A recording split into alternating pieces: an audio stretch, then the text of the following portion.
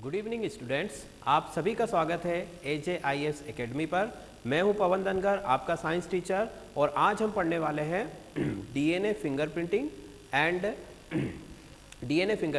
And gene genetic engineering. ठीक है, ये दोनों जो टॉपिक है हमारे इस जेनेटिक्स वाले चैप्टर में रह गए हैं। बाकी की आज हमारा जो है ये जेनेटिक वाला पोर्शन पूरा कवर हो जाएगा। ठीक है, तो जेनेटिक इंजीनियरिंग से हम लोग शुरू करते हैं कि जीन अभियांत्रिकी या जेनेटिक इंजीनियरिंग क्या होती है। ठीक है, हमें पता है कि इंजीनियरिंग का मतलब क्या होता है। ठीक है, नॉर्मली जो इंजीनियरिंग होती है उसमें हम कुछ ना कुछ नई चीज़ इन्वेंट करते हैं, या कोई नई मशीन बनाई जाती है, या कोई नई बिल्डिंग या कोई भी नया कंस्ट्रक्शन किया जाता है, चाहे वो सॉफ्टवेयर हो किसी तरह का, या फिर कहीं पर कोई बिल्डिंग या कोई हार्डवेयर हो। ठीक है, तो इंजीनियरिंग का मतलब है कि कोई नई चीज़ बनाना। ठीक है, तो वैसे ही यहाँ पर भी इंजीनियरिंग का वही मतलब है। अब यहाँ पर नया क्या बनाया जा रहा है, तो ये इंजीनियरिंग कौन सी है? Genetic engineering. ठीक है, तो जेनेटिक इंजीनियरिंग का मतलब है कि जो हमारे जीन्स है, ठीक है, जो हमारा डीएनए है, जिसके बारे में हम कल पढ़ चुके हैं कि डीएनए क्या होता है वगैरह वगैरह, तो डीएनए जो है, इस डीएनए को चेंज करना, ठीक है, और चेंज करके कोई नया डीएनए बनाना। ठीक है, इसी को बोला जाता है जेनेटिक इंजीनियरिंग। तो इसकी परिभाषा हम क्या लिख सकते हैं? परिभाषा लिख सकते हैं कि अब ये काम करेगा कौन? जैसे इंजीनियरिंग का काम इंजीनियर्स करेंगे, वैसे ही जेनेटिक इंजीनियरिंग का काम साइंटिस्ट करेंगे। ठीक है, तो वैज्ञानिकों द्वारा, साइंटिस्ट के द्वारा डीएनए को, ठीक है, या आपका जो भी जेनेटिक मटेरियल है उसको चेंज करके अपने हिसाब से, मतलब कि वो जैसा चाहते हैं उस तरीके का नया डीएनए फॉर्म करना, नई जो है जेनेटिक मटेरियल को बनाना, उसको बोला जाता है जेनेटिक इंजीनियरिंग। इसको मैं थोड़ा सा आपको समझाता हूँ कि देखिए, जैसे मान लीजिए कि मेरा डीएनए है, ठीक है, और मुझे एक बीमारी है कि मुझे बहुत ज़्यादा सर्दी हो जाती बार बार पर। ठीक है, मतलब कि थोड़ा सा भी कुछ हुआ, आपका वेदर में कोई चेंज हुआ, और ये सपोज मैं केवल एक एग्जांपल देकर आपको समझा रहा हूँ। ठीक है, तो मेरे अंदर ये हैबिट आ चुकी है, या मेरा जो है आदत बन चुकी है कि मुझे सर्दी बार बार हो जाती है। ठीक है, या फिर मेरे अंदर कोई ऐसी क्वालिटी है जो मैं नहीं चाहता हूँ कि ये मेरी नेक्स्ट जनरेशन में जाए। ठीक है, तो फाइनली क्या किया जाता है कि मेरे डीएनए को सेल से निकाल करके, ठीक है, अब वो मेरे अंदर तो वो चेंजेस नहीं हो सकते क्योंकि मैं तो ऑलरेडी एक वेल डेवलप जो है ह्यूमन बीइंग हूँ, इसलिए अब मुझ में तो वो परिवर्तन नहीं किया जा सकता है, परंतु मेरी आने वाली पीढ़ी में, ठीक है, नेक्स्ट जनरेशन में वो काम किया जा सकता है कि मेरे डीएनए के अंदर से उस जीन को ढूंढकर, ठीक है, मान लो ये जो जीन है ये मेरी उस क्वालिटी के लिए रिस्पॉन्सिबल है जो कि मैं नहीं चाहता हूँ। ठीक है, तो मान लो इस जीन को ढूंढ करके यहाँ से उसको हटाकर, मेरे डीएनए से उसको हटाकर यहाँ पर उसकी जगह कोई गुड क्वालिटी वाला जीन जो है सेट कर दिया जाता है, रख दिया जाता है, या जोड़ दिया जाता है, और इसी को बोला जाता है जेनेटिक इंजीनियरिंग। आपने नए जीन को वहाँ पर जोड़ करके उस क्वालिटी को, ठीक है, इम्प्रूव कर दिया। ठीक है, जैसे कि होता है ना कि वैरायटीज़ होती है अलग अलग, हम देखते हैं कि एनिमल्स में, प्लांट्स में कई तरीके की वैरायटीज़ आती हैं कि प्रोडक्शन बढ़ाने के लिए पहले जो गेहूं बोया जाता था खेतों में, उससे प्रोडक्शन उतना नहीं होता था, पर आज के टाइम पर जो फसलें हम लगाते हैं खेतों में तो उसमें बहुत ज़्यादा प्रोडक्शन होता है। दैट मीन्स कि प्रोडक्शन के लिए रिस्पॉन्सिबल जो जीन था उसको चेंज कर दिया गया है जेनेटिक इंजीनियरिंग के थ्रू या क्रॉस ब्रीडिंग के थ्रू, और उसको जो है क्वालिटी में उसको बदल दिया गया है। ठीक है, जो क्वालिटी उसकी खराब थी उसको सुधार दिया गया है, तो इसी को बोला जाता है जेनेटिक इंजीनियरिंग। अनुवांशिक पदार्थ में परिवर्तन करना ही जेनेटिक इंजीनियरिंग कहलाता है। ठीक है, अब इसका एक और नाम है रिकॉम्बिनेंट डीएनए टेक्नोलॉजी। ठीक है, मतलब डीएनए का पुनर्योजन। डीएनए का पुनर्योजन मतलब फिर से निर्माण करना, वही सेम ही चीज़ है। ठीक, अब देखिए कि ये तो इसकी डेफिनेशन की बात कर ली हमने। अब ऐसा क्यों किया जा रहा है, ऐसा क्यों करते हैं? तो उसका करने का, भाई कोई भी अगर आप काम कर रहे हो तो उसे करने का कोई ना कोई रीज़न तो होगा। तो जेनेटिक इंजीनियरिंग करने का भी रीज़न है। पहला रीज़न क्या है कि इसके द्वारा हम कृत्रिम संश्लेषण कर रहे हैं। ठीक है, कृत्रिम संश्लेषण कर रहे हैं। कृत्रिम संश्लेषण मतलब आर्टिफिशियल जो है, आर्टिफिशियल हमारा सिंथेसिस हो रहा है। किस चीज़ का आर्टिफिशियल? कि मान लीजिए हमें कोई न्यू स्पीसीज़ बनानी है, कोई नई जाति बनानी है। ठीक है, जैसे होता है ना कि हमने हॉलीवुड मूवीज़ में देखा होगा कि लैब के अंदर जो है किसी साइंटिस्ट ने कोई नई जो है टेक्नोलॉजी से, जेनेटिक इंजीनियरिंग से कोई नया स्पीसीज़ बना दिया। ठीक है, कोई नया एनिमल या ऐसा ह्यूमन बीइंग बना दिया जिसमें बहुत ज़्यादा पावर है। जो सुपर हीरोज जनरली हम देखते हैं, ठीक है, जैसे स्पाइडरमैन है आपका और वगैरह वगैरह जो भी हैं, तो वो सब क्या है, वो आर्टिफिशियली लैब में बनाए गए हैं, चाहे वो प्लांट्स हो, चाहे वो एनिमल्स हो, चाहे वो ह्यूमन बींग हो। हालांकि ह्यूमन बींग वाला जो कॉन्सेप्ट है ये तो बहुत ही आगे का कॉन्सेप्ट है और अभी उस पर इतना काम भी नहीं हो रहा है, पर प्लांट्स हो, बैक्टीरिया, वायरस हो, इनको तो हम बना सकते हैं लैब के अंदर। तो नई प्रजाति को कृत्रिम रूप से बनाना, ये इस जेनेटिक इंजीनियरिंग का पहला उद्देश्य है, ठीक है। दूसरा उद्देश्य क्या है कि दो पृथक पृथक डीएनए को आपस में जोड़ना। भाई नई प्रजाति बनेगी कैसे, मान लो ये मेरा डीएनए है, ठीक है, या किसी प्लांट से या किसी एनिमल से मैंने लिया है और इसको मुझे जोड़ना है किसी अदर स्पीसीज के डीएनए के साथ। तो दो डीएनए को मिला करके, मतलब दोनों डीएनए में से जो अच्छी अच्छी क्वालिटीज़ है उनको सेपरेट करके और एक नया डीएनए बना दिया जाएगा। तो उसी को हमने कहा कि दो डीएनए को यहाँ पर जोड़ा हमने, ठीक है, पृथक पृथक जो डिफरेंट डीएनए थे उन दोनों को आपस में हमने क्या कर दिया, ऐड कर दिया, ठीक। अगला काम देखो क्या है इसका, अगला उद्देश्य कि मरम्मत करना, मतलब रिपेयरिंग करना। मान लीजिए डीएनए कहीं से डीएनए में किसी तरह का कोई म्यूटेशन हो गया है, मतलब उत्परिवर्तन हो गया है, मान लो किसी वजह से, कि जैसे कि हमारा एक्सरे होता है ना, तो एक्सरे में क्या होता है कि एक्सरे, अगर आप एक्सरेस के सामने ज़्यादा देर तक खड़े हो जाते हो तो आपके डीएनए में वो विकृति उत्पन्न कर देती है, मतलब डीएनए को खराब कर सकती है। इसीलिए एक्सरे के सामने हम ज़्यादा देर खड़े नहीं रह सकते। तो अगर मान लो एक्सरे या किसी और वजह से, ठीक है, किसी और वजह से आपके डीएनए में कोई खराबी आ गई है, जैसे हम बीमार पड़ जाते हैं तो हमारी बॉडी में कुछ ना कुछ जो है डिफेक्ट आ जाता है, तो उस डिफेक्ट को, डीएनए के उस डिफेक्ट को जो है वहाँ से क्लियर करना, डीएनए के उस डिफेक्ट को हटा करके उसकी मरम्मत करना। अगर कोई भाग टूट गया है तो जेनेटिक इंजीनियरिंग के द्वारा उस भाग का पुनर्निर्माण करना, ठीक है। अगर भाग कोई खराब हो गया है तो उसको बदल करके, रिप्लेस करके उसकी जगह नया पोर्शन डाल देना। ये सभी चीज़ें मरम्मत या रिपेयरिंग के अंदर आती है, ठीक है।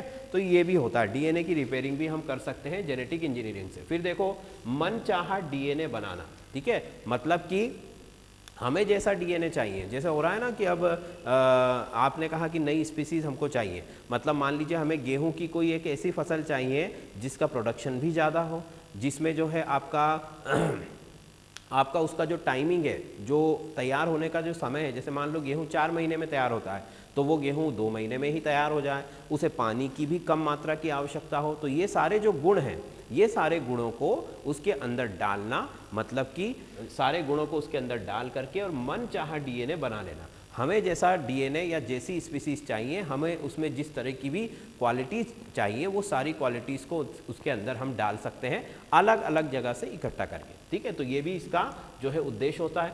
देखो जो है अलग अलग जगह से क्या मतलब हुआ, जैसे मान लीजिए कि आपका गिरगिट होता है, गिरगिट के अंदर जीन पाया जाता है जिसकी क्वालिटी है रंग बदलना, ठीक है, वो रंग बदल सकता है अपनी बॉडी का, ठीक। फिर मान लीजिए कि इलेक्ट्रिक रे होती है, एक मछली होती है समुद्र के अंदर, उसके अंदर ये क्वालिटी होती है कि वो इलेक्ट्रिसिटी प्रोड्यूस कर सकती है, करंट मार सकती है आपको, ठीक है। तो उसका जो जीन रिस्पॉन्सिबल है उसको वहाँ से निकाला। मेंढक के अंदर कोई जीन है जो कि क्या कर रहा है, बहुत ज़्यादा दिनों तक जो है हाइबरनेशन में रह सकता है, मतलब कि भूखा प्यासा रह सकता है, तो वहाँ से उस जीन को उठाया और जो भी क्वालिटीज़ वाले जीन्स को आपने अलग अलग जगह से निकाल करके और उन सबको मिलाकर नया डीएनए बना दिया, ठीक है। तो अब उस नए डीएनए वाली स्पीसीज में वो सारी क्वालिटीज़ होंगी जो आप चाहते हैं, ठीक है।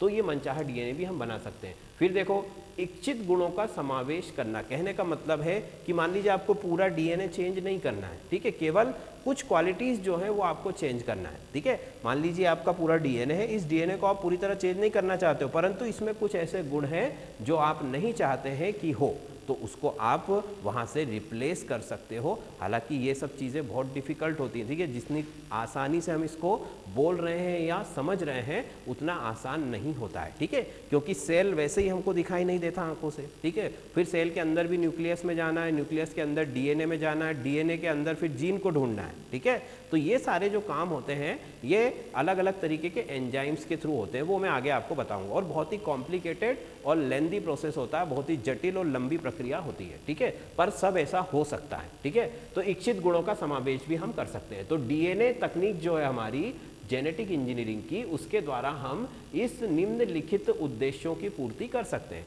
हमारे जो जो भी एम हमने बताया उन सारे एम को हम पूरा यहाँ से कर सकते हैं, ठीक है। फिर देखिए भाई अगला है कि इसका प्रोसेस क्या है, डीएनए फिंगर आपकी जो जेनेटिक इंजीनियरिंग है, डीएनए के आप रिपेयरिंग वगैरह सबकी हम बात कर रहे हैं, उसको हम कैसे कर सकते हैं, ठीक है। तो उसकी जो विधि है उसके बारे में हम देखते हैं। तो सबसे पहले है हमारे पास कि डीएनए का वांछित खंड तैयार करना, ठीक है। वांछित खंड का मतलब है कि डीएनए का वो सेगमेंट आपको प्रिपेयर करना है। मान लो ये डीएनए है, इसमें से इतना पोर्शन जो है आपको रिपेयर करना है, ठीक है, या कोई नया पोर्शन इसको लगाना है, ठीक है। तो उस पोर्शन को पहले तो आपको ढूंढना पड़ेगा ना भाई, पहले तो खराबी को ढूंढना पड़ेगा। डॉक्टर के पास भी हम जाते हैं तो वो क्या करता है, पहले तो उस डिफेक्ट को या उस आपकी जो आपको जो डिसीज़ हुई है उसको ढूंढेगा, वो उसके सिम्टम्स को पहचान कर पहले तो डिजीज़ को आइडेंटिफाई करेगा, और जब आइडेंटिफिकेशन हो जाएगा तब जाकर के आपको प्रिस्क्रिप्शन दे देगा, या मतलब आपको टैबलेट्स या मेडिसिन दे देगा, ठीक है। तो सबसे पहले तो हमको क्या करना है, डीएनए अगर आपको रिप्लेस करना है, ठीक है, उसमें से किसी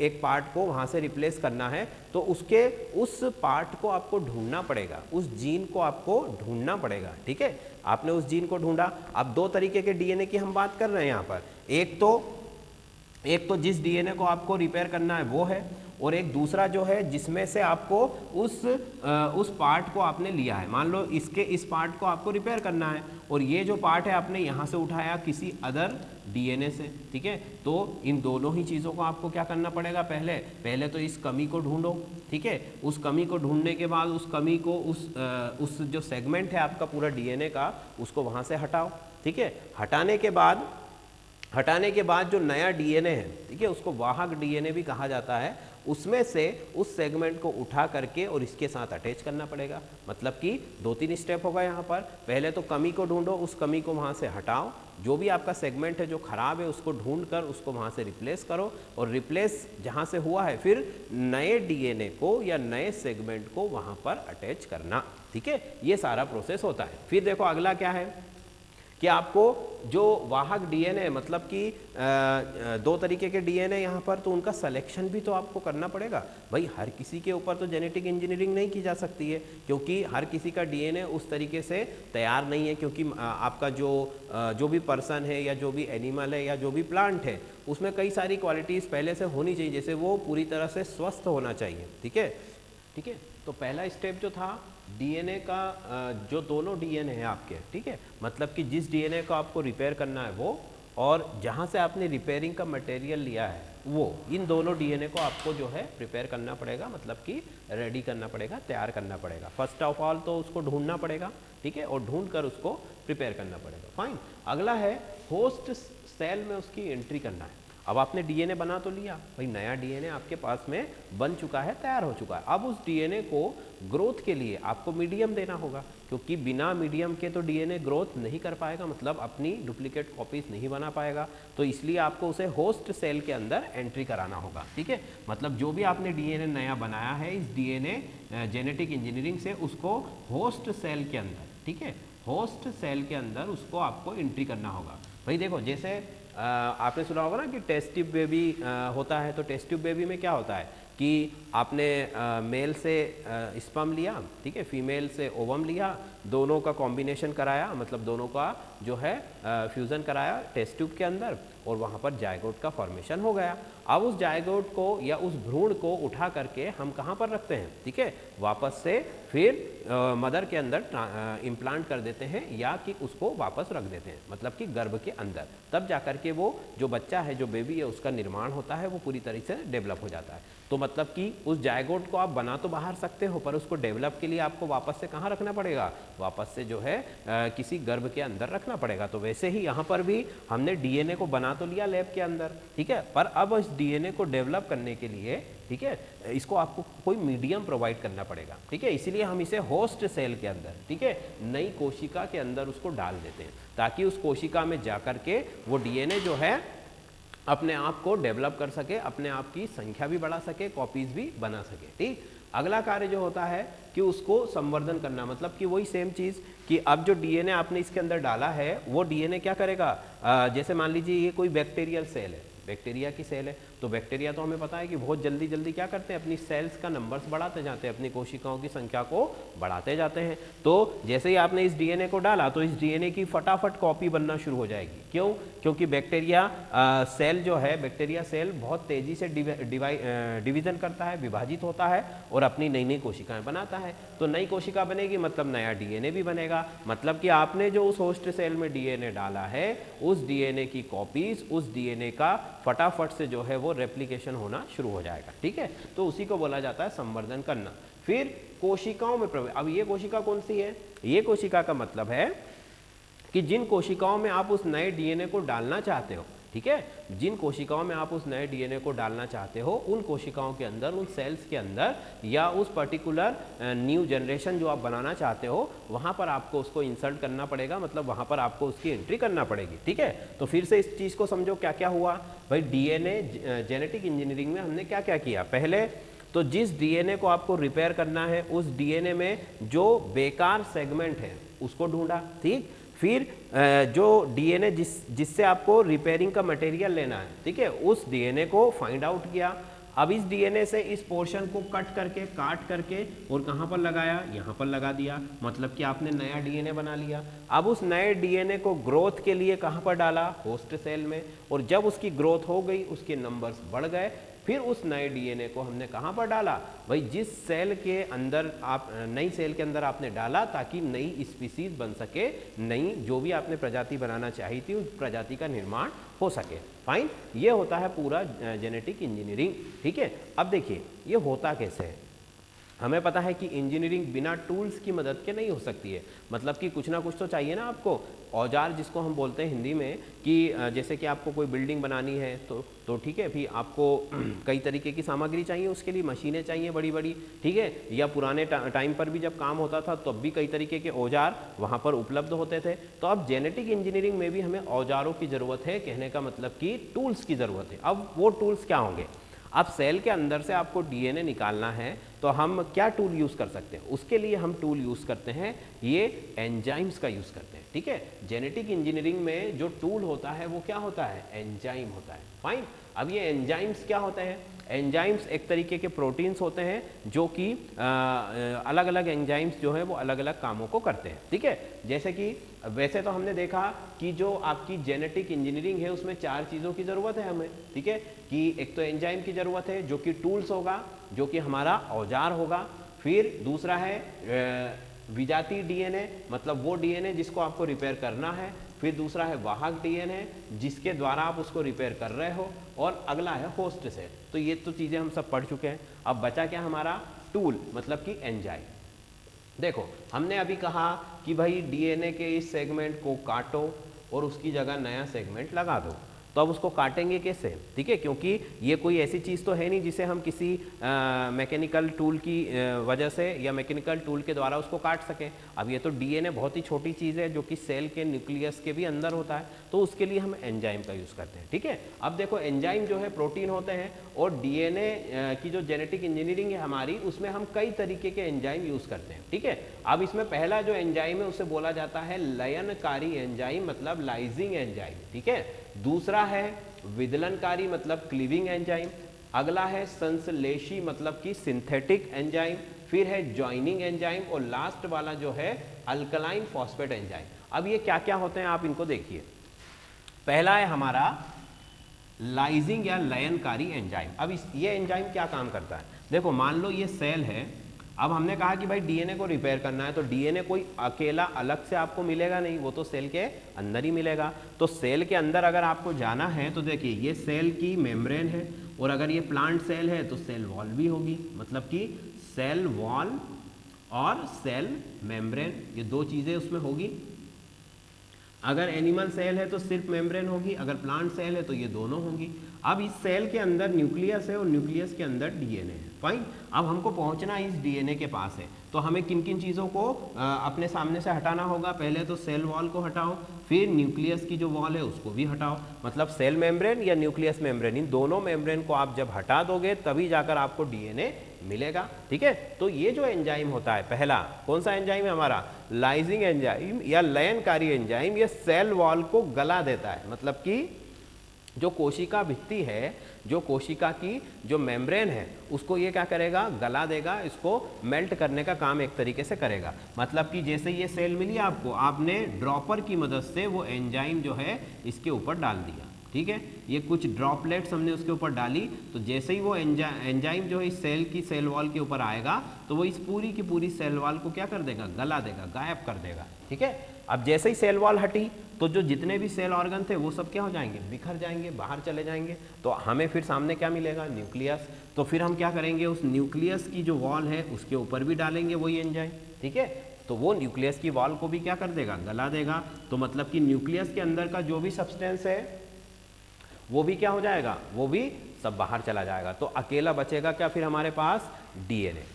बात समझ में आ रही कि डीएनए तक हम कैसे पहुंचे, सेल वॉल और न्यूक्लियस की जो वॉल है उसको गला कर, उसको हटा करके हम लास्ट में डीएनए तक पहुंच जाएंगे, ठीक। तो ये पहला स्टेप है, और ये काम किसने किया, ये काम किया हमारे लाइजिंग एंजाइम ने, लयनकारी एंजाइम्स में। फाइन, ये पहला स्टेप पूरा हो गया। अब दूसरा स्टेप देखो कि डीएनए हमें मिल तो गया, अब हमने कहा कि भाई इस डीएनए को काटना है, ठीक है, ये डीएनए है हमारा, हमने कहा कि भाई इस डीएनए के इस सेगमेंट को आपको यहाँ से यहाँ तक काटना है। तो अब काटने के लिए कौन सा एंजाइम यूज होगा, तो काटने के लिए विदलनकारी एंजाइम, ठीक है, जिसको क्लीविंग एंजाइम भी कहते हैं, इन एंजाइमों का यूज किया जाता है। ये एंजाइम बड़े स्पेसिफिक होते हैं, मतलब कि बहुत ही विशिष्ट जगहों पर काम करते हैं, मतलब जिस जगह पर आपने इसको काम करने के लिए डालेंगे ये उसी जगह पर काम करेगा।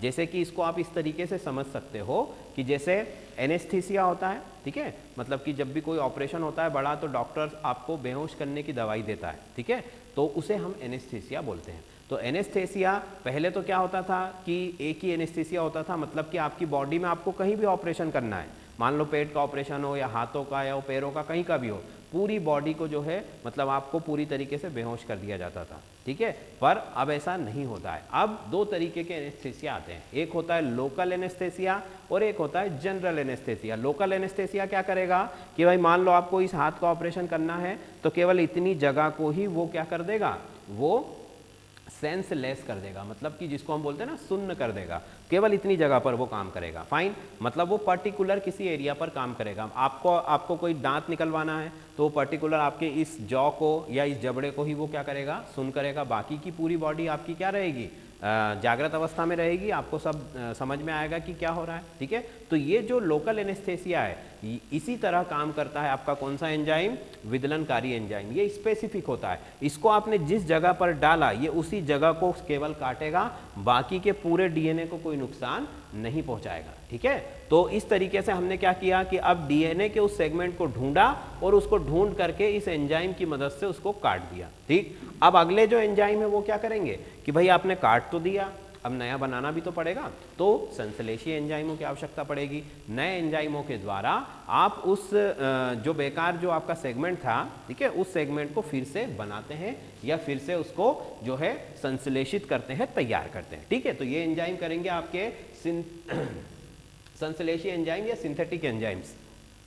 अब बना लिया, ठीक है, बनाने के बाद अब अगला काम क्या होगा, उसको जोड़ना, ठीक है। मान लो कि ये यहाँ से आपने इसको काट दिया, काटने के बाद आपने उस सेगमेंट को कहीं और पर बनेगा, वो मतलब उसी जगह पर नहीं बनेगा, उसकी जो साइट है वो अलग होगी। यहाँ पर आपने इस सेगमेंट को तैयार कर लिया, अब इस सेगमेंट को उठाकर कहाँ कर ले जाना है, यहाँ पर ले जाकर जोड़ना है। तो अब जोड़ने का काम कौन करेंगे, ज्वाइनिंग एंजाइम्स, ठीक है, जोड़ने वाले एंजाइम, जोड़ने वाले एंजाइम, ज्वाइनिंग एंजाइम्स जो है ये काम करेंगे। फाइन, तो इस तरीके से जो नया सेगमेंट आपका बना है वो सेगमेंट पूरी तरीके से तैयार हो चुका है और तैयार होने के बाद जो है वहां पर वो जुड़ चुका है, ठीक।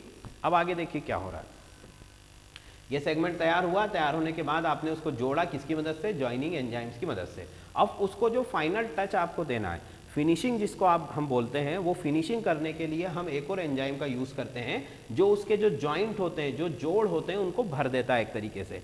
जैसे हमारे दीवार में दरारें आ जाती है तो हम क्या करते हैं, उसमें पुट्टी लगा देते हैं, ठीक है, पीओपी लगा दिया जाता है, तो जिसकी वजह से उसकी फिनिशिंग अच्छी हो जाती है, वो क्रैक्स या वो जो जोड़ है वो हमें दिखाई नहीं देता है। तो सेम यही काम इसका होता है। अल्कनाइन फॉस्फेट एंजाइम जो होता है वो उस जोड़ को, ठीक है, उस जोड़ को या डीएनए को, जो नया डीएनए बना है उसको फाइनल फिनिशिंग दे देता है। तो इस तरीके से पूरा आपका जो नया डीएनए है वो तैयार हो जाता है या डीएनए रिपेयर हो जाता है। मैं एक बार फिर से बताता हूँ, ध्यान से सुनो कि डीएनए या जो जेनेटिक इंजीनियरिंग है वो किसकी मदद से हो रही है, एंजाइम्स की मदद से। जेनेटिक इंजीनियरिंग के जो टूल है, जो औजार है वो क्या है, एंजाइम। एंजाइम अलग अलग प्रकार के हैं, लयनकारी एंजाइम मतलब लाइजिंग एंजाइम, जो कि कोशिका की जो भित्ति है, जो सेल वॉल है, उसको गलाने का काम करते हैं ताकि हम डीएनए तक पहुंच सके। ठीक है, पहले सेल वॉल को गलाएगा, फिर न्यूक्लियर की मेम्ब्रेन को। फिर अगला है विदलनकारी एंजाइम मतलब क्लीविंग एंजाइम, जो क्या करेगा, डीएनए के उस पोर्शन को काटेगा जो खराब है। ठीक है, उस डीएनए के पोर्शन को काट करके अलग कर देगा। फिर अगला है संश्लेषी एंजाइम मतलब ऐसे एंजाइम जो इस कटे हुए पोर्शन को बनाते हैं, ये किसी और साइट पर होता है। ठीक है, तो उसको बनाने का काम होगा। फिर बने हुए भाग को वापस यहाँ पर जोड़ने का काम कौन करेगा, जॉइनिंग एंजाइम। ठीक है, जॉइनिंग एंजाइम जो है वो बने हुए भाग को वापस जोड़ने का काम करेगा। और लास्ट में जो फिनिशिंग का काम है वो कौन करेगा, अल्कलाइन फॉस्फेट एंजाइम। ठीक है, मतलब क्षारीय फॉस्फेट जो एंजाइम है वो इसको फाइनल फिनिशिंग टच देगा और आपका जो डीएनए है, नया डीएनए वो बनकर तैयार हो जाएगा। बात समझ में आ गई, ये जेनेटिक इंजीनियरिंग है की विधि है। अब देखो इसके उपयोग क्या क्या है, तो फटाफट उस उपयोगों को भी हम देख लेते हैं। तो पहला जो उपयोग है वो हमारा है, अलग अलग क्षेत्रों में इनके उपयोग अलग अलग होते हैं। जैसे कि देखिए, पहला जो हमारा क्षेत्र है वो है औद्योगिक क्षेत्र मतलब इंडस्ट्रियल फील्ड जो है। तो औद्योगिक क्षेत्र में व्यापारिक जो स्तर है वहाँ पर डीएनए या जेनेटिक इंजीनियरिंग का क्या उपयोग होता है। तो देखो वहाँ पर हमने क्या क्या चीज़ें बना रखी हैं कि किसी भी तरीके के कोई भी विटामिन्स, हार्मोन, एंटीबायोटिक, वैक्सीन्स, ठीक है, ये सभी चीज़ें हम जेनेटिक इंजीनियरिंग के थ्रू बना सकते हैं। अब ये कैसे, देखो दवाई तो हमने कहा कि भाई मेडिसिन जो है वो तो हमें जनरली प्लांट से या एनिमल से मिलती है। जैसे कि अगर हमें मान लीजिए कोई कोल्ड का या सर्दी की कोई दवाई बनाना है तो हम तुलसी, अदरक वगैरह इन चीज़ों का एक्सट्रैक्ट निकाल करके और उसका डोजेस फॉर्म बना देते हैं। पर अब यहाँ पर हम क्या कर रहे हैं, मान लो दुनिया में तुलसी के पौधे ही नहीं हैं, अब सारे तुलसी के पौधे खत्म हो चुके हैं या जो अदरक है वो नहीं मिल रहा है। तो फिर हमने क्या किया कि हमने कोई एक ऐसा बैक्टीरिया या कोई एक ऐसी नई स्पीसीज बनाई जो कि उसी तरीके की चीज़ों को बनाती है जो कि अदरक में मिलती है या तुलसी में मिलती है। ठीक है, तो उसको बोला जाता है कि हमने हार्मोन को बनाया। जैसे कि मान लो जैसे इंसुलिन है, जिनको शुगर की बीमारी होती है उन्हें पता है कि उन्हें इंसुलिन का इंजेक्शन लगता है। तो अब इंसुलिन बनाने के लिए वैज्ञानिकों ने क्या किया कि जैसे जैसे मान लीजिए अब टाइम आगे बढ़ रहा है तो जो डायबिटिक पेशेंट है वो भी बढ़ते जा रहे हैं, तो सबको इंसुलिन की रिक्वायरमेंट है, तो इतना इंसुलिन लाएंगे कहाँ से। तो अब वैज्ञानिकों ने क्या किया कि एक ऐसा बैक्टीरिया बनाया जिसको कि हम बोलते हैं ई कोलाई। इस ई कोलाई बैक्टीरिया में कुछ ऐसे परिवर्तन किए कि वो ई कोलाई बैक्टीरिया किसका निर्माण करने लगा, मानव इंसुलिन का निर्माण करने लगा। मतलब कि अब हमें इंसुलिन की कमी नहीं होगी, हमें इंसुलिन चाहिए तो ई कोलाई बैक्टीरिया का यूज़ करेंगे और फटाफट से हमारे इंसुलिन के इंजेक्शन जो हैं वो तैयार हो जाएंगे, वो इंसुलिन बना करके आपको दे देगा। तो इसी तरीके से जो है व्यापारिक स्तर पर इन सभी चीज़ों का निर्माण किया जाता है। ठीक है, आप इसी में देखोगे आगे तो सिट्रिक अम्ल भी बनाया गया है, ठीक है, एसीटोन भी बनाया गया है, आपका एसिटिक अम्ल भी बनाया गया है, इथाइल अल्कोहल भी बनाया गया है। मतलब किसी भी तरह का कोई भी कंपाउंड है उसको आप जेनेटिक इंजीनियरिंग के द्वारा बना सकते हो जो कि बैक्टीरिया के थ्रू होता है। ठीक है, अगला उपयोग देखो, चिकित्सीय उपयोग मतलब कि मेडिकल फील्ड में इस जेनेटिक इंजीनियरिंग का क्या उपयोग है। तो मेडिकल फील्ड में तो सबसे ज़्यादा उपयोग है। कैसे भाई, कि मान लीजिए कि हमने अभी कहा था कि हमारे डीएनए में कोई प्रॉब्लम है, कोई ऐसी बीमारी है जो हम नहीं चाहते हैं कि नेक्स्ट जनरेशन में जाए, जैसे कि हीमोफीलिया। हीमोफीलिया हमने पढ़ा था, ठीक है, जिसमें कि खून बहना बंद नहीं होता है। तो हीमोफीलिया एक ऐसी बीमारी है जो कि आनुवांशिक है, मतलब कि एक पीढ़ी से दूसरी पीढ़ी में जाती है। तो अब हम नहीं चाहते कि वो बीमारी हमारी अगली पीढ़ी में जाए, तो फिर हम क्या करेंगे कि हम उस जीन को ढूंढेंगे हमारे डीएनए के अंदर, वो जीन जो कि इस बीमारी के लिए उत्तरदायी है, मतलब कि इस हीमोफीलिया के लिए रिस्पॉन्सिबल है, उस जीन को हम जेनेटिक इंजीनियरिंग की मदद से यहाँ से हटा करके अलग कर देंगे। मतलब कि अब जो हमारी आने वाली पीढ़ी होगी उसमें हीमोफीलिया की बीमारी नहीं होगी। इसी तरीके से कोई भी हो, जैसे कलर ब्लाइंडनेस, वर्णांधता, कुछ लोगों को रंग नहीं दिखाई देते हैं, मतलब कि कलर ब्लाइंडनेस होती है, तो वो भी एक जीन की वजह से होता है, मतलब आनुवांशिक बीमारी है, उसको भी हम ठीक कर सकते हैं किसकी मदद से, जेनेटिक इंजीनियरिंग की मदद से। फिर उसी तरह से सिकल सेल एनीमिया, कहने का मतलब है कि कोई भी ऐसी चीज़ या कोई भी ऐसी डिजीज़ बीमारी जो आप नहीं चाहते हो कि आपकी नेक्स्ट जनरेशन में जाए, उसको आप जेनेटिक इंजीनियरिंग के थ्रू उस जीन को ढूंढकर जो उसके लिए रिस्पॉन्सिबल है उसको वहाँ से हम हटा सकते हैं, अलग कर सकते हैं, ठीक है, ये उसका यूज़ है। तो ये हो गया मेडिकल फील्ड में इसका यूज़ हो गया, ठीक है। आपने औद्योगिक क्षेत्र मतलब इंडस्ट्री में भी उसका यूज़ देखा, मेडिकल फील्ड में भी देखा। अब आगे देखो कि कृषि के क्षेत्र में क्या उपयोग है। भाई कृषि के क्षेत्र में जेनेटिक इंजीनियरिंग का क्या लेना देना है, ठीक है। तो उसका ये लेना देना है कि भाई देखो कृषि में हम आजकल क्या यूज़ करते हैं, हम यूज़ करते हैं कई तरीके के जो है नाइट्रोजन बेस जो है आपके फर्टिलाइज़र का यूज़ किया जाता है, मतलब नाइट्रोजन युक्त उर्वरकों का यूज़ किया जाता है, नाइट्रोजन युक्त उर्वरक इनका उपयोग किया जाता है। क्यों? क्योंकि पौधे को नाइट्रोजन की ज़रूरत होती है, ठीक है। अब वैज्ञानिकों ने देखा कि हमें आर्टिफिशियली ऊपर से क्या करना पड़ रहा है, नाइट्रोजन के जो आपके जो खाद वगैरह होता है ना वो डालने पड़ रहे हैं, फॉस्फेट वगैरह। तो अब उसकी वजह से क्या हो रहा है कि कई तरह की नई बीमारियां बन रही हैं। भाई हम देख रहे हैं ना कि अलग अलग तरीके के रसायनों का उपयोग करने से जो है पौधों में या फसलों में जब हम उनको खाते हैं तो हम भी बीमार पड़ रहे हैं, अलग अलग तरीके के चर्म रोग हो रहा है, कहीं पर कुछ हो रहा है। तो इन चीज़ों से बचने के लिए हम क्या करना चाहते हैं कि हम उस प्लांट में ही कोई ऐसी क्वालिटी को डाल दें ताकि उसको नाइट्रोजन की ज़रूरत ना पड़े, ठीक है। जैसे कि देखो एक आपने सुना होगा कि नीली हरी शैवाल होती है, नीली हरी शैवाल, इस शैवाल के अंदर एक गुण होता है कि ये नाइट्रोजन को स्थिर कर देता है, मतलब कि नाइट्रोजन कंटेनिंग कंपाउंड बनाता है, आप ऐसा बोल सकते हो, ठीक है। वातावरण की जो नाइट्रोजन है उसका उपयोग करके ये नाइट्रोजन के कंपाउंड बनाता है, नाइट्रोजन के यौगिक बनाता है, ठीक है। कौन? नीली हरी शैवाल। तो अब हम चाहते हैं कि ये जो गुण है इसका ये हमारी फसलों के अंदर चला जाए, तो हमें फसलों को फिर नाइट्रोजन देने की ज़रूरत नहीं पड़ेगी, क्योंकि हमारी जो फसलें हैं वो अपने आप ही अपने लिए नाइट्रोजन बना लेंगी और हमें अलग से डालने की ज़रूरत नहीं पड़ेगी। तो अब कृषि के क्षेत्र में इसका यही योगदान है कि इस नीली हरी शैवाल में से उस जीन को हमें ढूंढना पड़ेगा जो कि नाइट्रोजन स्थिरीकरण, ठीक है, इसको क्या बोला जाता है,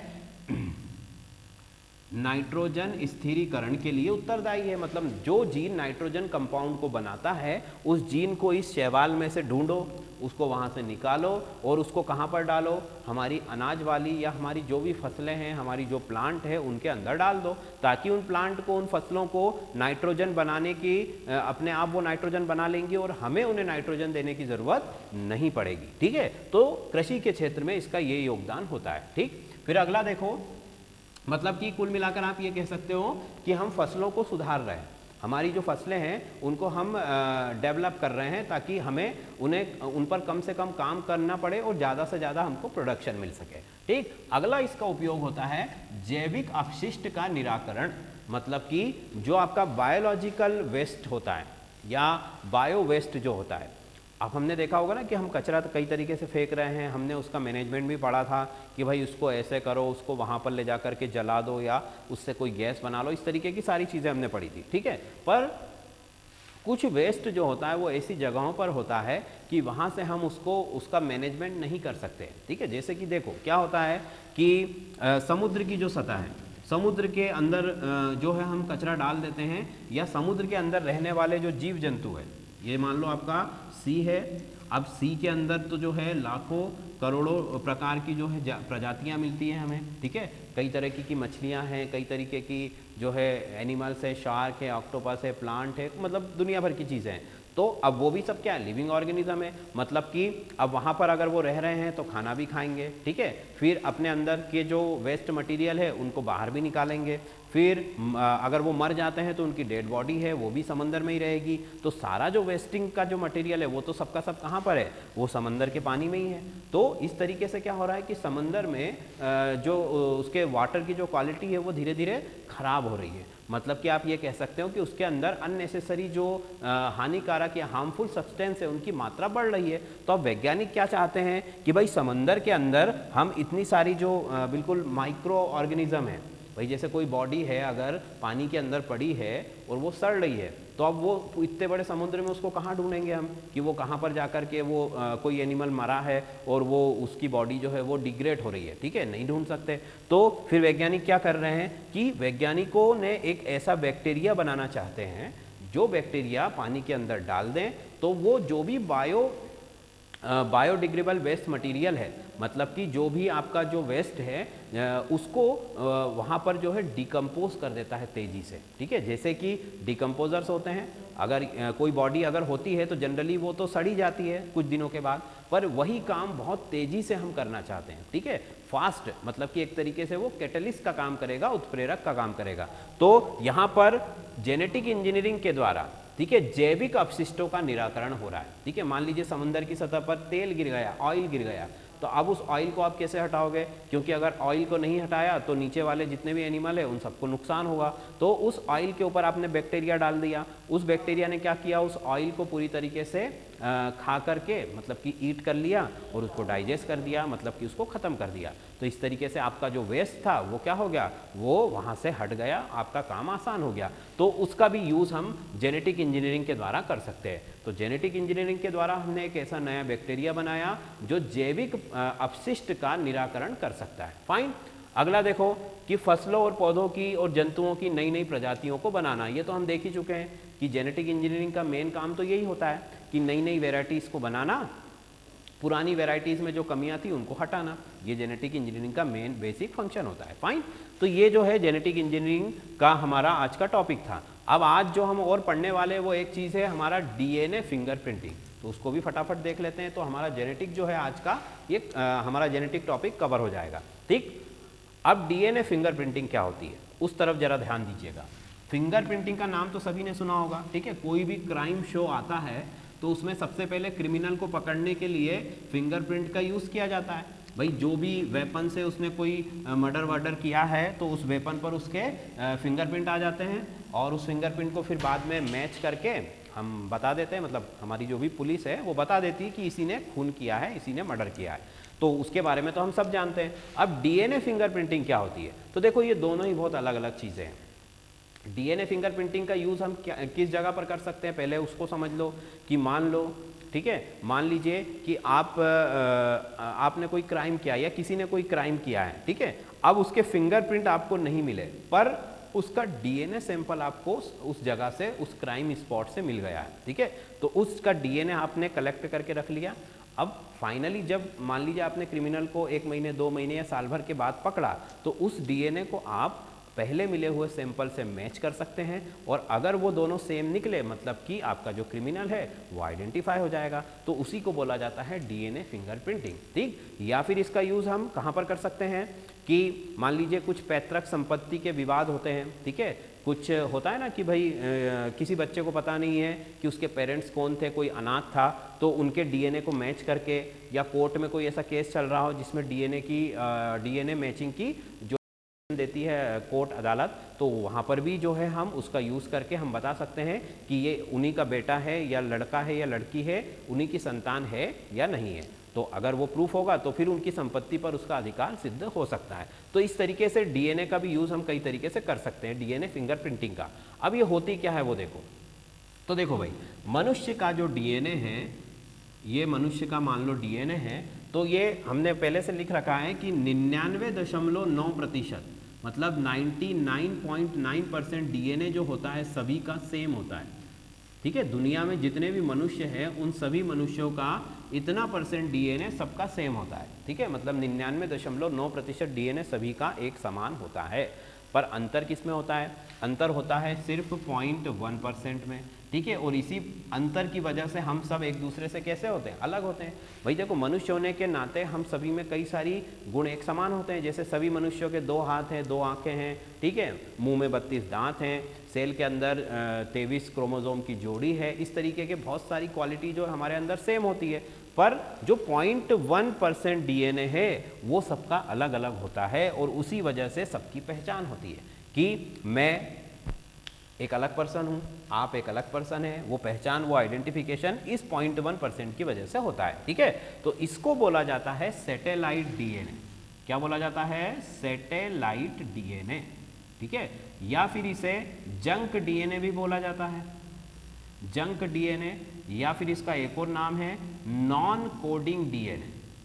non coding DNA, non coding का मतलब, नॉन कोडिंग का मतलब ऐसा डीएनए जो कि प्रोटीन बनाने में कोई मदद नहीं करता है, ठीक है। मतलब ये जो 0.1% डीएनए है ये हमारी सेल के अंदर प्रोटीन सिंथेसिस में पार्टिसिपेट नहीं करता है, प्रोटीन संश्लेषण में भाग नहीं लेता है, ठीक है, उसको बोला जाता है नॉन कोडिंग डीएनए, ठीक। तो ये उसके नाम है। तो अब देखो फिंगरप्रिंटिंग कैसे करेंगे, पहचानेंगे। जैसे हमने देखा होगा ना कि क्राइम शोज में फटाफट से आज क्रिमिनल का डीएनए उठाया और फिर बता देते हैं कि हाँ इसका डीएनए मैच हो गया है और ये जो है यही क्रिमिनल था। पर ये प्रोसेस बहुत ही लेंदी होता है, इसमें कम से कम 4 हफ्तों का समय लगता है, मतलब 1 महीना कम से कम लगता है किसी एक व्यक्ति के डीएनए को दूसरे व्यक्ति के डीएनए से मैच करने में, ठीक है। हालांकि टीवी शोज में सब फटाफट बता देते हैं पर ऐसा नहीं होता है। तो वो प्रोसेस क्या होती है वो देखो जल्दी से जरा, कि डीएनए फिंगरप्रिंटिंग हम कैसे करते हैं। तो डीएनए फिंगरप्रिंटिंग के लिए आपको क्या करना पड़ेगा, पहले तो मान लो आपने किसी का सैंपल लिया, डीएनए लिया, ये मान लीजिए हमारी टेस्ट ट्यूब है, इस टेस्ट ट्यूब में हमने किसी का डीएनए लिया, ये डीएनए ले लिया, फाइन। अब इस डीएनए में से जो 99.9% डीएनए है वो तो सबका सेम ही होता है, हमें किस डीएनए से मतलब है, 0.1% वाले डीएनए से।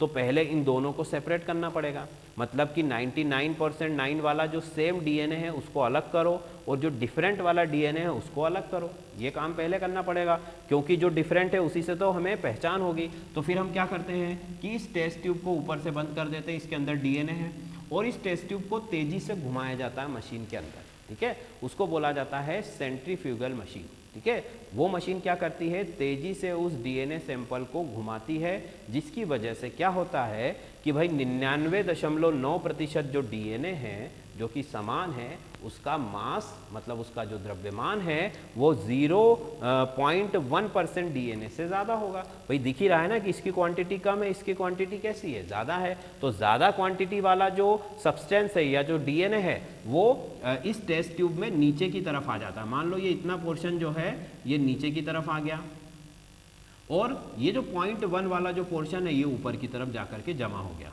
मतलब कि यहाँ पर इस टेस्ट ट्यूब में जब मशीन को आप बंद करोगे, मशीन कौन सी है, सेंट्रीफ्यूगल मशीन, वो तेज़ी से उसमें जैसे वॉशिंग मशीन के अंदर कपड़ा घूमता है तेज़ी से या उसके ड्रायर के अंदर वो तेज़ी से घूमता है, सेम टू सेम यहाँ पर टेस्ट ट्यूब को एक मशीन के अंदर डालकर उसको तेज़ी से घुमाया जाता है, जिसकी वजह से जो भारी कण हैं वो टेस्ट ट्यूब में उसके बॉटम में जाकर के बैठ जाते हैं और जो हल्का डीएनए है, जो कम मात्रा वाला डीएनए है, वो उस टेस्ट ट्यूब में ऊपर की तरफ आपको मिल जाता है। तो ये पहला स्टेप हो गया कि हमने सेपरेट कर लिया, पृथक कर लिया, किसको, इस वाले डीएनए को इससे सेपरेट कर लिया, फाइन। अब इसका आइडेंटिफिकेशन हमको इसका करना है। तो फिर क्या होगा अगला प्रोसेस, तो देखो अगले प्रोसेस में हम क्या करते हैं, चूंकि ये जो डीएनए है इसको हम लेते हैं एक प्लेट के ऊपर, ठीक है, एक मेटल का प्लेट होता है, उस प्लेट के ऊपर हम दो इलेक्ट्रोड लगाते हैं, मतलब कि उसको करंट देना है, ठीक है, और यहाँ पर हमने एक बैटरी लगा दी, ठीक है, इस बैटरी से इसको करंट मिल रहा है इस पूरी मेटल की प्लेट के अंदर, ठीक है। इस प्लेट के ऊपर हमने क्या किया कि जो ये हमारा डीएनए मिला था उस डीएनए को यहाँ पर हमने डाल दिया, ये डीएनए। अब देखो चूंकि उस टेस्ट ट्यूब के अंदर बहुत तेजी से घूमने के कारण डीएनए तो पूरा टूट जाता है, ठीक है, मतलब कि वो जो इस स्ट्रक्चर में तो आपको दिखाई नहीं देगा ये वाला, ठीक है, वो पूरा क्या हो जाएगा, पूरा फ्रेगमेंटेड हो जाएगा, मतलब टुकड़ों टुकड़ों में टूट जाएगा, क्योंकि डीएनए तो बना ही होता है छोटे छोटे टुकड़ों से, जिनको हम क्या बोलते हैं, न्यूक्लियोटाइड, कल हमने पढ़ा था। तो वो सारे न्यूक्लियोटाइड जो है वो अलग अलग हो जाएंगे, ठीक है। अब देखो जैसे कि सारे न्यूक्लियोटाइड अलग तो हो गए, अब वो टुकड़ों में भी कुछ टुकड़े छोटे होते हैं, कुछ टुकड़े बड़े होते हैं। भाई किसी भी मशीन के अंदर आप कोई चीज़ डालते हो तो वो उनको बराबर टुकड़ों में डिवाइड नहीं करती है, वो छोटे बड़े टुकड़ों में उसको तोड़ देती है, ठीक है। उस डीएनए को छोटे बड़े टुकड़ों में उसने तोड़ दिया। तो अब इसको जब आप इस प्लेट के ऊपर डालते हो और उसमें करंट को फ्लो करते हो, ठीक है, तो ये दो टर्मिनल है, पॉजिटिव और नेगेटिव। तो जब आपने इसके ऊपर इस डीएनए को डाला और करंट देना शुरू किया तो क्या होगा, जो छोटे छोटे टुकड़े हैं उनको इस छोटे छोटे टुकड़े जो है वो लंबी दूरी तक गति करेंगे, मतलब ट्रेवल करेंगे, और उस बड़े टुकड़े जो हैं वो क्या होंगे, अपेक्षाकृत कम दूरी तय करेंगे। तो मतलब कि जो भी डीएनए आपने यहाँ डाला था उस डीएनए में से छोटे टुकड़े आगे तक चले जाएंगे और बड़े टुकड़े यहीं रह जाएंगे। मतलब कि विद्युत की धारा उन बड़ों टुकड़ों को ज़्यादा दूर तक नहीं ले जा पाएगी। क्यों? क्योंकि वो भारी है। ठीक है, इस प्रक्रिया को बोला जाता है इलेक्ट्रोफोरेसिस, मतलब विद्युत संचलन, विद्युत के द्वारा किसी पदार्थ को एक जगह से दूसरी जगह पर ले जाना। ठीक है, तो ये विद्युत संचलन है। तो अब यहाँ पर क्या हुआ कि विद्युत की सहायता से इस डीएनए के छोटे बड़े इसके अंदर जितने भी टुकड़े थे उन टुकड़ों को हमने सीक्वेंस से जमा लिया। मतलब सबसे छोटा जो टुकड़ा है वो यहाँ पर आ गया और सबसे बड़ा जो है वो यहाँ पर आ गया। ये फ्रेगमेंट अलग अलग हो गए। इतनी चीज़ सबको समझ में आ रही। सबसे पहले डीएनए को अलग किया, उस डीएनए को इस प्लेट पर डाला, इस प्लेट पर डालने के बाद उसको हमने इलेक्ट्रिसिटी प्रोवाइड करी, जिसकी वजह से जो स्मॉलेस्ट पार्ट था वो सबसे दूर तक चला गया और जो सबसे भारी कण था वो पीछे रह गया। क्लियर? अब देखो, चूंकि ये डीएनए तो वैसे ही बहुत कम था 0.1, और यहाँ पर उसको हमने और छोटे छोटे टुकड़ों में बांट दिया और वो टुकड़े दूर दूर भी हो गए। अब तो ये डीएनए दिखाई नहीं देता है, मतलब कि माइक्रोस्कोप से भी दिखाई नहीं देता है। ठीक है, आंखों से तो दिखाई देता ही नहीं है डीएनए, पर माइक्रोस्कोप से भी इसको देखा नहीं जा सकता। तो जब देखा नहीं जा सकेगा तो इसकी पहचान कैसे करेंगे हम? ठीक है, तो अब मतलब कि इसका विजिबल होना जरूरी है। इसको आपको क्या करना पड़ेगा, इसको आप देख सके इतना आपको इसमें कुछ ना कुछ चेंज करना पड़ेगा। तो फिर क्या किया जाता है कि ये जो जितना भी डीएनए है इस डीएनए को एक दूसरी प्लेट पर लिया जाता है। ठीक है, वो प्लेट बनी होती है नाइट्रोसेल्यूलोज की, या एक पेपर होता है एक तरीके का। ठीक है, जैसे होता है ना कि हमें मान लो ये मैंने यहाँ पर पेन से मेरे हाथ पर कुछ निशान बनाया, इसके ऊपर अगर मैं पेपर रखूँगा तो वो निशान उस पेपर पर भी आ जाएगा। तो सेम टू सेम यहाँ पर भी हो रहा है कि ये जितने भी यहाँ पर चीज़ें आपको मिली है इस प्लेट के ऊपर, इस प्लेट के ऊपर आप एक पेपर को लगा करके और उसको प्रेस किया जाता है, उसको दबाया जाता है, तो ये पूरा जो डीएनए है उस पेपर के ऊपर आ जाता है। ठीक है, और वो पेपर किस चीज़ का बना होता है? नाइट्रोसेल्यूलोज का बना होता है या फिर नायलॉन का बना होता है। ठीक है, नायलॉन एक पॉलीमर होता है। तो नाइट्रोसेल्यूलोज के बने उस पेपर के ऊपर हमने पूरे डीएनए को उठा लिया। अब उस डीएनए को हमने क्या किया? ठीक है, अब ये जो सारा डीएनए ये तो टूटा फूटा डीएनए है, तो उस डीएनए को अब हम रिपेयर करेंगे। तो रिपेयर करने के लिए हमने कई तरीके के एंजाइम पढ़े हुए हैं अभी। ठीक है, हमने अभी जेनेटिक इंजीनियरिंग में कई तरीके के एंजाइम पढ़े। उन्हीं एंजाइमों की सहायता से इस टूटे फूटे डीएनए को क्या किया जाता है? रिपेयर किया जाता है। चूंकि डीएनए क्या है? डीएनए स्पेशल क्रम में होता है। मान लो ये एक डीएनए का फ्रेगमेंट है, इसमें मान लो ए बेस है, टी बेस है, ये सब मैंने कल पढ़ाया हुआ है। ठीक है, तो हमें पता है कि ए से आके टी ही जुड़ेगा, टी से आके ए ही जुड़ेगा, जी से सी जुड़ेगा। तो इस तरीके से ये डीएनए जो है जो टूटा फूटा था तो वो एक तरीके से एक देखने लायक डीएनए में परिवर्तित हो जाएगा। ठीक है, मतलब कि आप उसको देख सकते हो, वो विजिबल होता है। बस फिर उस विजिबल डीएनए को हम आइडेंटिफाई करके और उस व्यक्ति की पहचान कर सकते हैं। इसी पूरी प्रक्रिया को डीएनए फिंगरप्रिंटिंग कहा जाता है। ठीक है, मैं एक बार फिर से समझा देता हूँ फटाफट कि सबसे पहले तो पूरे मनुष्यों में 99.9% डीएनए सबका समान होता है। केवल 0.1% डीएनए जो है वो अलग होता है, जिसको हम सैटेलाइट डीएनए बोलते हैं। तो पहली प्रक्रिया इसकी क्या होती है कि उस डीएनए को, कौन से डीएनए को? ये सैटेलाइट डीएनए को इससे अलग करना। उसके लिए हमने क्या किया? टेस्ट ट्यूब में उस डीएनए को डाला और उसको मशीन के अंदर तेजी से घुमाया। तो जैसे ही आप उसको घुमाओगे तो भारी वाला डीएनए नीचे आ जाएगा और हल्का वाला डीएनए ऊपर चला जाएगा। ठीक, ये उसका सेपरेशन हो गया। फिर उस डीएनए को हमने इलेक्ट्रोफोरेसिस मतलब विद्युत धन कण संचलन या विद्युत कण संचलन वाली प्रक्रिया से गुजारा। विद्युत के द्वारा उसके कणों को हमने गति प्रदान करी। तो क्या हुआ कि छोटे कण दूर तक निकल गए और बड़े बड़े कण पीछे रह गए। तो इस तरीके से वो जो टूटा फूटा डीएनए था वो एक व्यवस्थित रूप में आ गया। ठीक, पर अभी ये विजुअल नहीं है, मतलब इसको आप देख नहीं सकते हो। तो हमने क्या किया? इस पूरे डीएनए को एक नाइट्रोसेल्यूलोज के पेपर के ऊपर ले लिया और फिर उसके ऊपर अलग अलग तरीके के एंजाइम और जो बेसेस हैं वो डाल करके और उस टूटे फूटे डीएनए के स्ट्रक्चर को एक प्रॉपर डीएनए में बदल दिया, ठीक, जो कि हम माइक्रोस्कोप के द्वारा उसकी स्टडी कर सकते हैं, ठीक है। तो इस तरीके से ये पूरा डीएनए फिंगरप्रिंटिंग का जो विधि है, प्रोसेस है, ये होता है। और इस विधि को शुरू से लेकर आखिरी तक कंप्लीट करने में कम से कम 1 महीने का समय लगता है, 4 हफ्तों का समय लगता है, ठीक है। और इसके द्वारा, इसके उपयोग तो हमने पहले ही कर दिया है, एक्सरे के द्वारा भी इसकी हम पहचान कर सकते हैं और माइक्रोस्कोप से भी देख सकते हैं। इसकी उपयोग क्या है? इसके उपयोग पहले तो आइडेंटिफिकेशन, किसी भी क्रिमिनल का या किसी भी पर्सन का, किसी भी पैतृक संपत्ति के विवाद में माता पिता की पहचान करना, ठीक है। कहने का मतलब एक व्यक्ति का दूसरे व्यक्ति के साथ संबंध अगर आपको जोड़ना है तो इस डीएनए फिंगरप्रिंटिंग की मदद आप ले सकते हो, ठीक है। तो स्टूडेंट्स, आज हमारे ये दोनों टॉपिक के साथ ही जेनेटिक वाला पोर्शन कवर हो चुका है, ठीक है।